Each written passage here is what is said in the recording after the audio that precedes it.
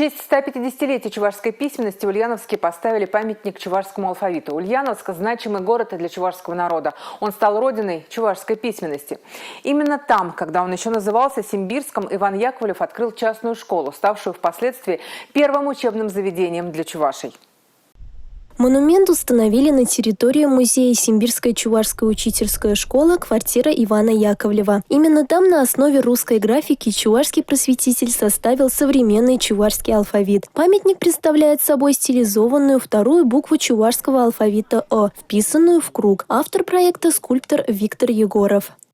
В основе памятника лежит знак «Э», второй знак чувашского алфавита. Но это не только буква «Э». Здесь и символ Солнца, и символ Нижнего мира, Земли, и символ мировой горы, который соединяет Нижний мир с Верхним миром. Это все архетипы чувашского миропонимания. Инициатором создания памятника стала национально-культурная автономия Чувашии Ульяновской области. Глава республики поддержал начинание. Казалось бы, мы открываем памятник букве «Э», одному из букв чувашского алфавита. Но эта буква, этот звук имеет очень важное значение. Мы с вами, те, кто знает чувашский язык, знаем, что в чувашском алфавите есть 4 дополнительные буквы к русскому алфавиту.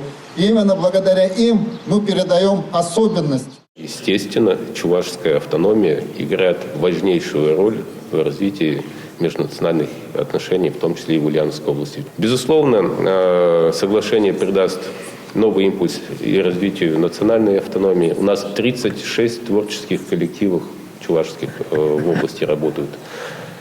1200 ребятишек изучают чувашский язык.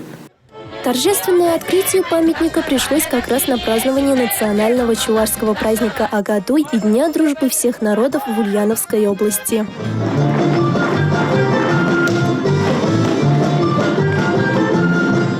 Милиана Алексеева, Алексей Зотиков, Юрий Марков, Республика.